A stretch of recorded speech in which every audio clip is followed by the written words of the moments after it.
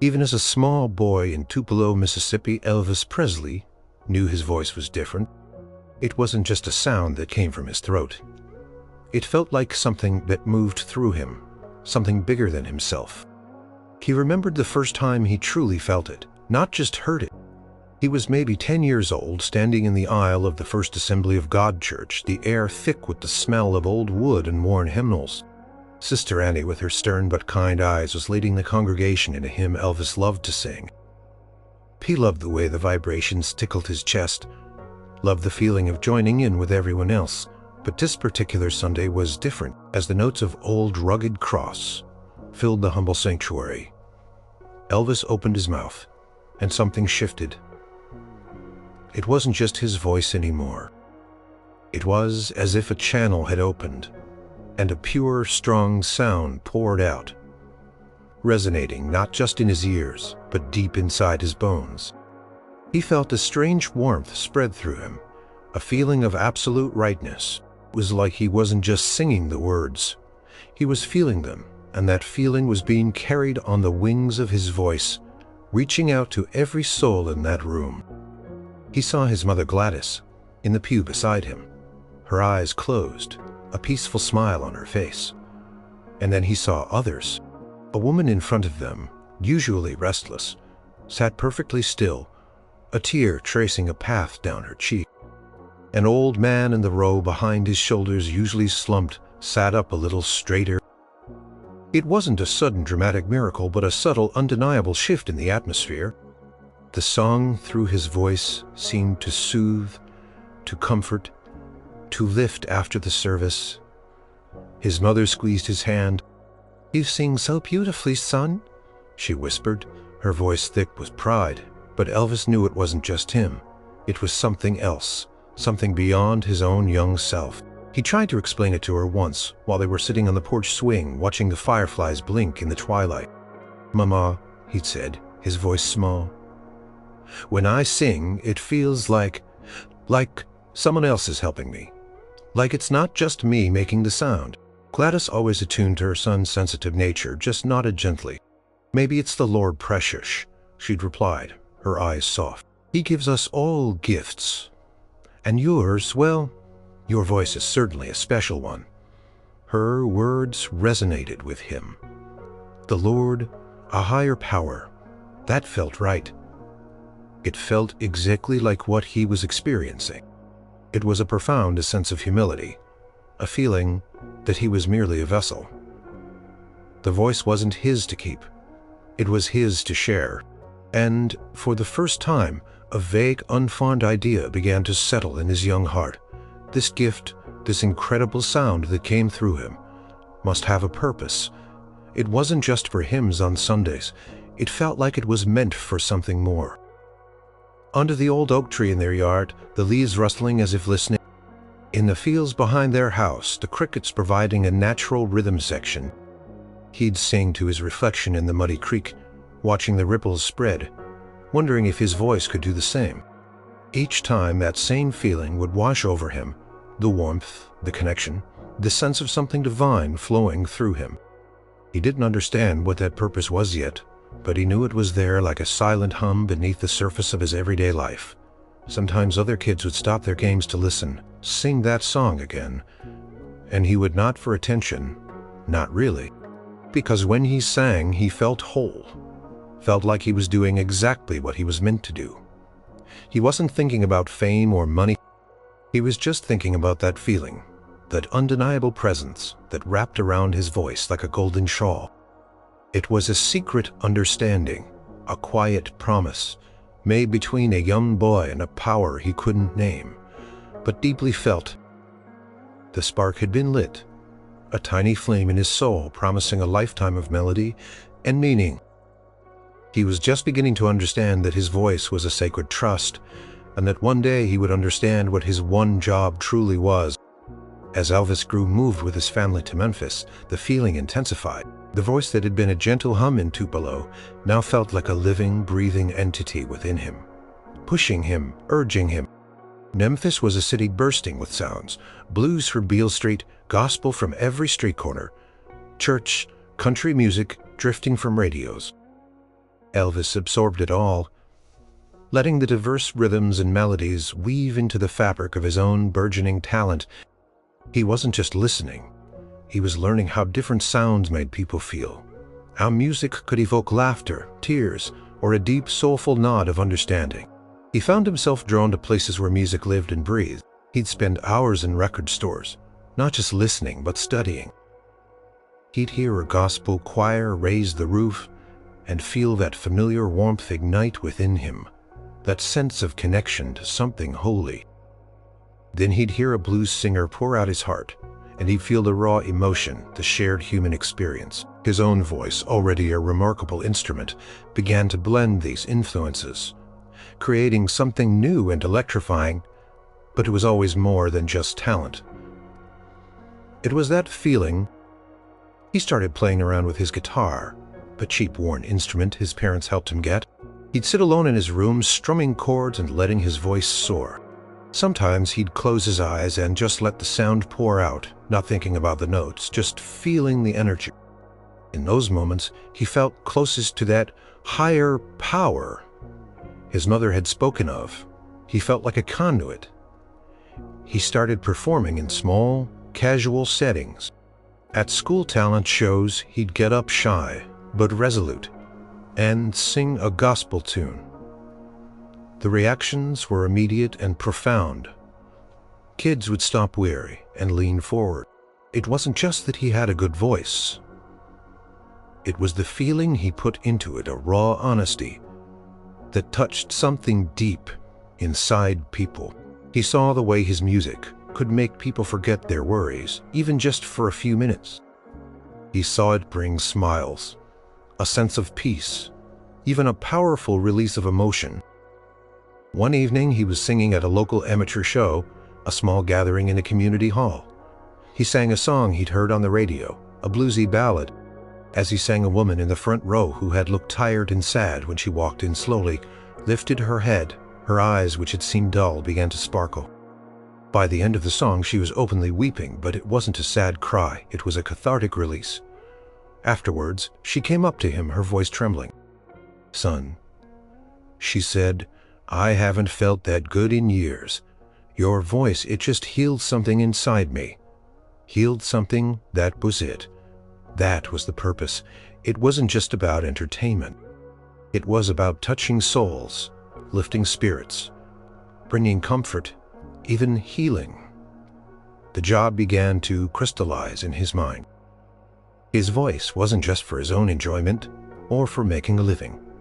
It was a tool, a sacred instrument given to him to share joy, offer solace, and connect people to something bigger than themselves.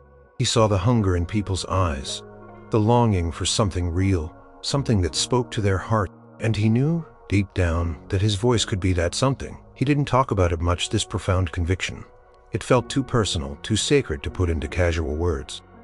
But every time he sang, whether in his room, in church, or on a tiny stage, he was conscious of it.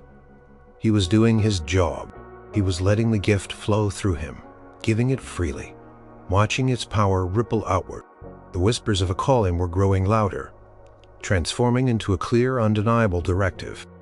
His path was becoming clear, etched in every note, every chord, every heartfelt lyric. He was meant to sing, not just for himself, but for the world, to fulfill the divine purpose of his extraordinary voice. The sound of Memphis was a constant hum in Elvis's ears, a symphony of grit and soul. He lived and breathed it, absorbing the city's musical heartbeat. His voice, already a unique blend of gospel fervor and bluesy ache, continued to evolve, finding its true shape in the bustling streets and smoky juke joints. He worked odd jobs, drove a truck, and dreamed of a future where his voice wouldn't just be a private comfort, but a public offering. He knew with a certainty that settled deep in his bones that his time was coming. The whisper of his calling had become a roar, an insistent thrumming beneath his skin. He spent hours listening to the radio, studying vocalists, picking apart melodies, but he wasn't trying to imitate anyone. He was trying to find the truest expression of the sound that felt like it flowed through him. He knew his voice was different. He knew it could move people, and he was ready to unleash it. The fateful day he walked into Sun Records, a small, unassuming studio on Union Avenue, felt like destiny. He carried his guitar, a bundle of nerves, and an unshakable faith in the gift he carried. He told Sam Phillips, the owner, that he wanted to record a song for his mother, a present. It was a partial truth. It was for his mother. Yes, but it was also for the world, a silent declaration that he was ready to do his job. The first few attempts were tentative. Elvis was shy, unsure how this quiet studio would react to the raw, untamed energy within him. He sang a ballad, My Happiness, and while it was good, it wasn't it. Sam Phillips, a man with an ear for originality, knew there was something more. He sensed the unspoken power in Elvis, the restless energy beneath the polite demeanor. Then came the legendary jam session. Elvis was just fooling around during a break, strumming his guitar and singing an old blues song. "That's all right, Mama," in his own unique style. It was raw, energetic, infused with a gospel-like fervor and a bluesy swagger. Scotty Moore, the guitarist, and Bill Black, the bassist, joined in. The sound that erupted was unlike anything anyone had ever heard. It was revolutionary. In that moment, standing there in the tiny studio, the microphone hot in front of him, Elvis felt it again. That surge of warmth, that undeniable connection to something vast and powerful. It wasn't just him singing. It was the music moving through him, carrying with it a spirit, a life force. Closed his eyes, lost in the rhythm, letting his body sway. The room seemed to disappear. There was only the sound, pure and untamed, expressing everything he felt, everything he knew his voice was meant to do. Sam Phillips, who had been on the phone, dropped the receiver. "What was that?" he exclaimed, rushing back into the control room. He knew this was the sound he'd been searching for, the blend of black and white music, the raw energy that would change everything. Just grinned. He felt a profound sense of relief, like a dam had broken the voice. The gift had found its true outlet. It wasn't confined to church pews or quiet rooms. Anymore, it was free, ready to soar. He knew then with absolute certainty that this was the beginning of his one job. He wasn't just recording a song, he was stepping into his destiny, fulfilling the promise of that spark in Tupelo. His voice, guided by a power greater than himself, was finally ready to be shared with the world. The Memphis Melody was about to become the world's anthem. The first records hit the airwaves tentative at first, then like a tidal wave. That's All Right and Blue Moon of Kentucky pulsed from radios, sparking conversations, curiosity, and an undeniable excitement. Elvis, suddenly thrust into the spotlight, began to travel, playing small venues, then larger auditoriums. He saw the ripple effect of his voice firsthand, and it was even more powerful than he'd ever imagined. He remembered a show in a sleepy southern town. The audience was a mix of curious teenagers and cautious adults. When he stepped onto the stage, the initial reaction was reserved, but as he launched into his songs, pouring every ounce of himself, every drop of that sacred gift into each note, something shifted. The music wasn't just heard, it was felt. His voice, raw and passionate, combined with his electrifying stage presence, broke through the reserve. He watched as faces transformed. Teenagers, initially shy, started to sway, then to dance their inhibitions, shedding like old coats. Adults who had come to observe found themselves tapping their feet, a smile spreading across their lips. He saw worry lines smooth out, eyes light up with a youthful spark. It wasn't just entertainment, it was a release, a moment of pure, unadulterated joy that he, through his voice, was helping to create. After one show, a woman, her face etched with hardship, approached him backstage. She clutched a crumpled handkerchief. "Mr. Presley," she began, her voice hoarse. "My husband, he passed just last month. I haven't smiled, not truly, since then. But tonight when you sang, it was like a ray of sunshine found its way into my heart. Thank you. Thank you for bringing back a little bit of joy." Elvis, usually quick with a witty remark, was momentarily speechless. He just nodded, his throat tight. He understood. This was the job. This was why the voice had been given to him. It wasn't about fame or adoration or the screaming fans, though he was grateful for all of it. It was about touching that one heart, bringing a moment of light into a dark life. It was about being a conduit for something bigger than himself, something that could mend broken spirits. He started to notice it everywhere. Letters would arrive, hundreds of them filled with stories. A soldier, serving overseas, wrote that listening to his records was the only thing that kept him going. A young girl, battling a long illness, said his music made her feel strong enough to fight. A couple whose marriage was crumbling found common ground in the shared joy of his concerts. The stories piled up, each one reinforcing his conviction. He felt a deep sense of responsibility. His voice wasn't just his anymore, it belonged to those who needed it. He wasn't just a singer. He was a messenger, a vessel of comfort and hope. He might be tired from touring, overwhelmed by the constant demands. But the moment he stepped on stage, the moment the first notes left his lips, he remembered the woman's tear-streaked smile, the soldier's gratitude, the young girl's hope, and he poured himself into every performance, knowing that somewhere in the audience someone needed that moment of connection, that touch of light.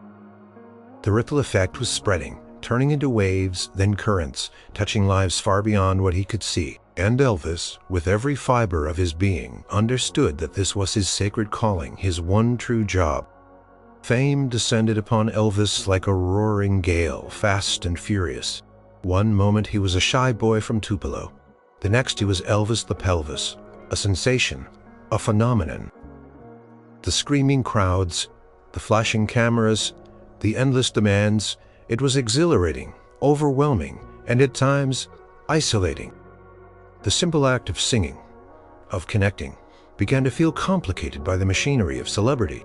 There were moments, late at night, in anonymous hotel rooms, when he felt the weight of it all, the expectations, the criticisms, the constant scrutiny. Could he sustain this? Was he truly worthy of this immense platform? Doubts like insidious whispers would creep in, trying to drown out that clear voice of purpose he'd heard since childhood. He remembered one particularly grueling tour, jumping from city to city, barely sleeping. He felt drained physically and emotionally. The energy he usually drew from the crowds felt like it was being siphoned away. Before a show in a packed arena, he stood back, his custom-made suit feeling heavy, his throat tight. He looked at himself in the mirror, seeing a stranger in the reflection, a tired young man carrying the weight of the world on his shoulders. He felt a sudden, profound exhaustion. This wasn't the joyous sharing he'd envisioned. This was work, hard work, and the gift felt more like a burden. He closed his eyes, trying to remember that initial spark, that feeling of divine connection. But it felt distant, obscured by the roar of the crowd outside, the pressure of the moment. Then a faint memory, like a gentle hand on his shoulder, came to him. The old woman in the church, her peaceful smile. The woman paced tears of joy in her eyes. The countless letters from people whose lives had been touched. He remembered the feeling of being a vessel, not the source of the power. He wasn't doing this for himself. He was doing this because it was his job, his sacred duty. He took a deep breath, letting it out slowly. He focused on the simple truth. His voice was a gift. It was meant to bring light. Chaos, the fame, the pressure, those were just distractions. The core mission remained. He opened his eyes, and the tired stranger in the mirror was replaced by a man with renewed resolve. He stepped onto the stage, the roar of the crowd hitting him like a physical force. For a split second, the enormity of it threatened to engulf him. But then he heard the first notes of the band, and he opened his mouth and the voice came. It wasn't just his voice, it was the voice that had comforted the weary, uplifted the downtrodden, and brought joy to millions. Poured every ounce of his renewed faith into each lyric, each movement. As he sang, he felt that familiar warmth return, starting in his chest and spreading outward. He saw the faces in the crowd, not as a faceless mass, each one hungry for a moment of escape, a touch of magic. He looked into their eyes and he saw the connection. He saw the smiles, the tears, the sheer joy. In that moment the weight lifted. The noise of fame faded, replaced by the clear, pure sound of his voice, doing what it was meant to do. He finished the show, bathed in sweat and applause, feeling more invigorated than he had in weeks. The path was still challenging, filled with twists and turns, but he knew his compass, his voice, his gift was the constant. He understood now that even amidst a dazzling, often dizzying world of superstardom, his one true job remained simple: to share the music, to touch lives, and to never forget the higher power from which his extraordinary voice truly came. As Elvis's star continued to ascend, he never forgot the humble origins of his gift. The screams of adoring fans and the flashing lights of cameras were a constant presence, but in his heart he remained the same earnest young man who believed his voice was meant for more than just entertainment. His job extended beyond the concert halls and movie sets. It was about truly touching lives, especially those of the most vulnerable. He began to use his platform in quiet, unassuming ways. When he heard about a struggling family, he would send a check, often anonymously. When a fan wrote about illness or loss, he would often respond with a personal note, offering words of comfort and encouragement. For Elvis, true fulfillment wasn't in accumulating wealth or accolades, but in seeing the direct impact of his gift on someone's sorrow. One day, his manager mentioned a letter from a children's hospital in Memphis. A young girl, barely 7 years old, was battling a severe illness. She was a huge fan, and her one wish was to meet Elvis. Most celebrities would send an autographed photo or a brief message, but for Elvis, this was a clear call to action, a direct opportunity to fulfill his job. He arrived at the hospital with minimal fanfare, just a small entourage. Dressed simply, without his usual flashy costumes, he looked more like a kind uncle than the king of rock and roll. The hospital staff were discreet. Understanding the delicate nature of the visit, he was led to the little girl's room. Her name was Lily. She was frail, her small body dwarfed by the bed, but her eyes, when she saw him, lit up like tiny stars. Elvis sat gently on the edge of her bed, taking her tiny hand in his. He didn't rush.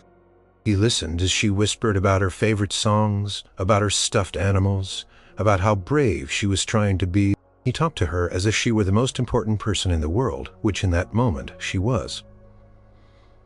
Then quietly, almost reverently, he began to sing.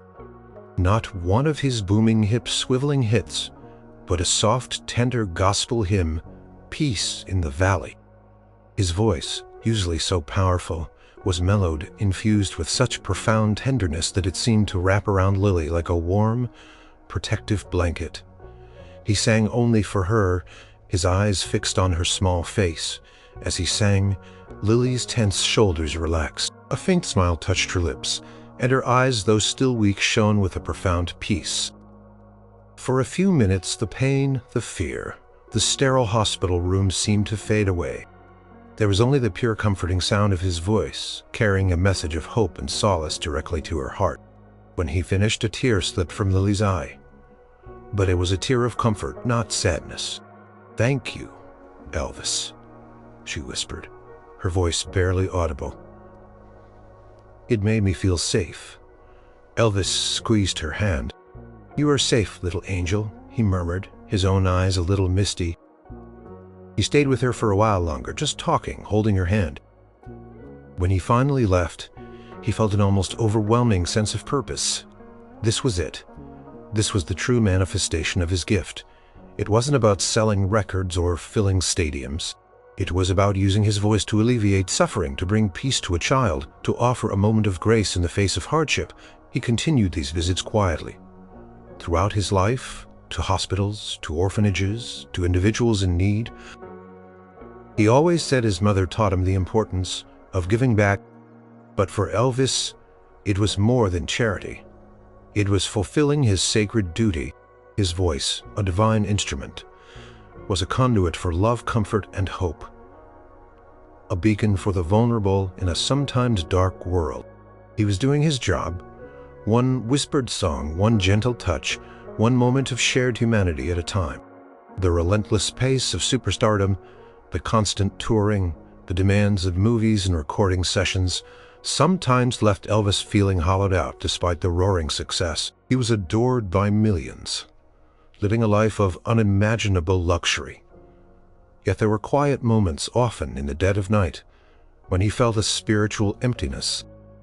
Connection to the higher power that had always guided him, the clear sense of his job, felt occasionally obscured by the dazzling, often isolating bubble of fame. He began to search for something more, a deeper understanding of his place in the universe and the true meaning of the gift he possessed. He read voraciously, spiritual texts, philosophy, books on theology. He sought out spiritual teachers, looking for answers, for a way to reconnect with that original pure feeling of his voice, being a divine instrument. The glitter and glamour of Las Vegas, where he became a legendary headliner, were intoxicating. The energy was electric, the crowds were massive, and he was undeniably at the peak of his performing power. But even amidst the showmanship and the spectacle, he felt an increasing need to infuse his performances with deeper meaning, to return to the core of his purpose. He remembered a particularly challenging period, feeling a profound loneliness despite being surrounded by people. He was physically exhausted, battling the pressures of his career and personal life. One evening, before a big show in Vegas, he felt a wave of despair wash over him. He sat in his dressing room, the air thick with the smell of hairspray and nervous energy, feeling utterly lost. Picked up a worn leather-bound Bible, a gift from his mother years ago. He opened it randomly, and his eyes fell upon a passage about faith and purpose. As he read, the words seemed to lift from the page, speaking directly to his heart. He closed his eyes, and in the quiet of that room he began to hum, then sing, a simple gospel melody. How great thou art! His voice, usually so powerful, was subdued, a raw emotional whisper. He wasn't singing for an audience. He was singing for himself, for his soul. And as the notes poured out slow and deliberate, he felt it again, that familiar warmth, that sense of being connected to something infinite. The feeling wasn't about the power of his voice, but the purity of his intent. He was laying bare his vulnerability, his longing for connection, his desire to fulfill his sacred calling. In that moment, the noise of the world faded. The doubts, the loneliness, the exhaustion, they all receded. He remembered that his voice was a gift, a conduit, not a personal possession to be weighed down by fame. His job wasn't about being Elvis Presley, the superstar. It was about being Elvis the vessel, sharing the divine melody that flowed through him. He walked onto the stage that night not just as an entertainer, but as a man renewed in his purpose. He still put on a spectacular show, but there was an added depth, a profound sincerity that radiated from him. He included more gospel in his sets, not just as a nod to his roots, but as a direct expression of his spiritual journey. He spoke more openly about his faith, about the power of love and redemption. The audience felt it. They weren't just captivated by the charisma, they were moved by the authenticity. They connected with the man behind the legend, the soul that poured out through every note. His journey within had reignited the flame of his purpose, reminding him that even at the pinnacle of worldly success, his true treasure lay in the divine gift of his voice and his unwavering commitment to his one true job. In the later stages of his career, particularly during his triumphant return to live performing, Elvis found an even deeper connection to his job. The years of introspection, the spiritual seeking, and the challenges he had faced had refined his understanding. It wasn't just about the notes or the performance, it was about the palpable energy, the almost spiritual presence he could evoke through his voice. He remembered a specific concert late in his career, perhaps in the mid-1970s. The crowd was enormous, the air crackling with anticipation.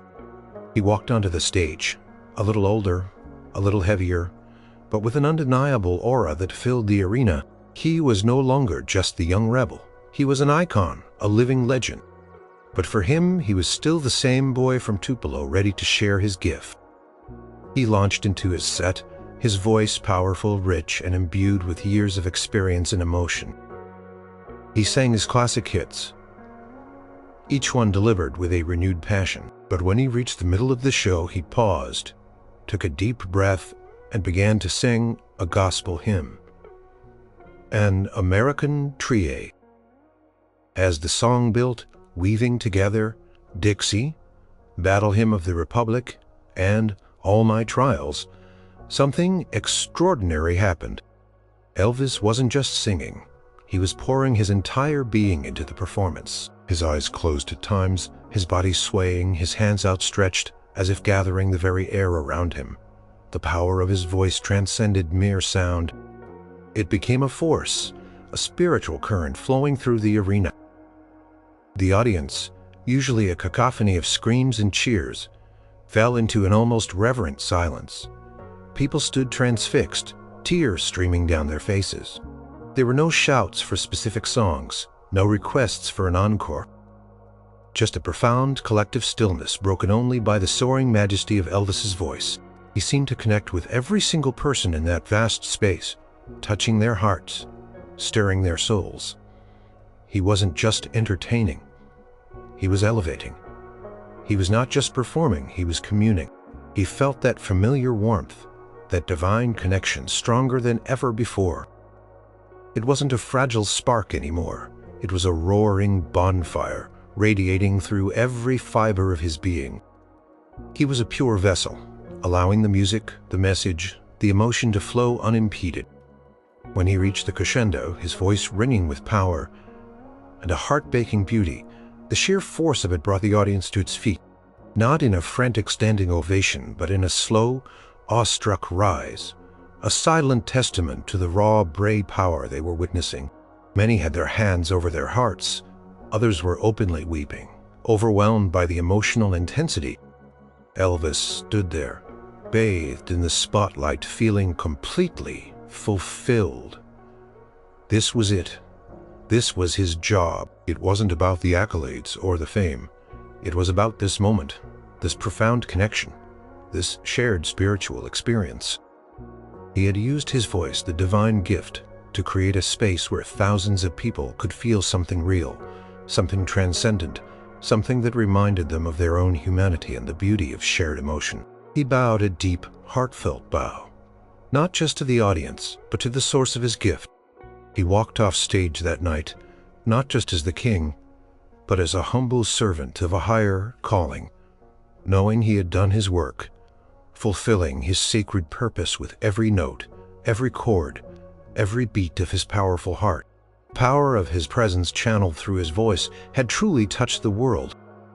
As time continued its relentless march, Elvis Presley entered a phase of quiet reflection amidst the enduring clamor of his fame. He had built an empire, become a global icon, yet the truest measure of his success in his own heart was always tied to that profound belief he'd held since childhood. His voice was a gift, and his one job was to share it, to touch souls, to bring joy and solace. He often spoke about his mother Gladys, and her early words about his voice being the Lord's gift. He saw his entire career not as a pursuit of personal glory, but as the unfolding of a divine plan. He had been given a tool, and he had used it. He had poured every ounce of his being, every raw emotion, every spiritual longing into his music, because he believed it was his sacred duty. One peaceful evening, sitting on the porch at Graceland, watching the sunset paint the sky in fiery hues, he was talking with a close friend, someone who understood his spiritual side. He held a well-worn guitar. That feeling that the voice wasn't just mine, that it was coming through me from somewhere else. His friend nodded, listening intently. To let them know they weren't alone, he paused, a slight smile playing on his lips. When I see someone in the crowd, tears in their eyes, or when I read a letter from someone who says, my music helped them through a hard time, that's when it all makes sense. He spoke of the countless hours spent perfecting his craft, not out of vanity, but out of a deep respect for the gift itself. He felt a profound responsibility to honor it, to ensure it was used to its fullest potential for the benefit of others. He knew his music had bridged divides, brought people together, and offered comfort in times of trouble. That to him was the greatest triumph.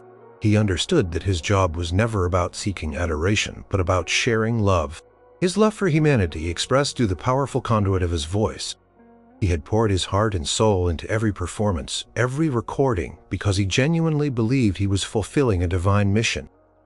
The legacy he was building wasn't just of records sold or films made. It was a legacy of connection, of empathy, of a pure, undeniable love for his fellow man, channeled through the most extraordinary voice the world had ever heard. As the last rays of sunlight faded, painting the sky in hues of deep violet and soft rose, Elvis gently placed his guitar down. A sense of deep contentment settled over him. He knew with unwavering certainty that he had lived his purpose. He had taken the gift, and he had given it back to the world, wrapped in melody and infused with an endless, boundless love. His legacy was etched, not just in wax and piemoin, but in the hearts of millions, forever touched by the man who believed his voice was a direct link to heaven. The sun eventually set on Elvis Presley's earthly journey, but the echoes of his gift, the powerful legacy of his voice, would resonate through eternity. His passing left a profound void, yet the music infused with his soul and purpose continued to live, to breathe, and to fulfill the job he had so earnestly undertaken. Even after his voice was silenced, the records spun, the tapes played, and the concerts preserved for generations continued to uplift and inspire. People still found solace in his gospel hymns, joy in his rock and roll anthems, and comfort in his heartfelt ballads. The ripples he had set in motion decades earlier continued to spread, reaching new listeners, new generations, touching hearts across continents and cultures. His belief that his voice was a direct gift from a higher power was not just a personal conviction. It became woven into the very fabric of his artistry. It was why his performances felt so raw, so honest, so incredibly moving. He wasn't just singing, he was pouring out his very essence, believing that each note carried a piece of divine grace, meant to heal and connect.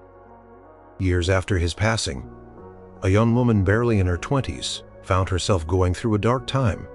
She felt lost, alone, and without hope. One night, unable to sleep, she put on an old Elvis Presley album her grandmother used to play. She knew his hits, but she'd never really listened. As Bridge Over Troubled Water filled her quiet room, sung by a voice that had long since left this earth, something shifted within her. Elvis's voice, rich with empathy and strength, seemed to reach out a warm, guiding hand in the darkness. She heard not just the words, but the profound love, the unwavering belief in the power of comfort that he poured into every syllable. It was as if he was singing directly to her, telling her that even in the deepest despair, there was always hope, always a way through. Tears streamed down her face, not of sadness, but of a profound release. For the first time in months, she felt a glimmer of light, a sense of not being utterly alone. The song ended, but the feeling lingered, a warmth in her chest, a quiet strength she hadn't known she possessed. She realized then that the song, the voice, had been a gift delivered across time from a man who truly believed in the healing power of his music. And this was the enduring truth of Elvis Presley's one job. It wasn't limited by his lifetime. His voice, the vessel for a divine gift, continued its mission, comforted the lonely, lifted the spirits of the downtrodden, brought joy to the sorrowful, and reminded countless souls of the beauty and power of human connection. His legacy wasn't just about the music, it was about the heart behind it. The unwavering faith that he was merely a conduit, tasked with sharing a sacred sound that belonged to the world. King may have left the building, but the echoes of his gift, infused with boundless love and unwavering purpose, continued to fill the valleys and climb the mountains, forever reminding us of the extraordinary power of a voice given from above, dedicated to the one true job of touching every single soul it possibly could.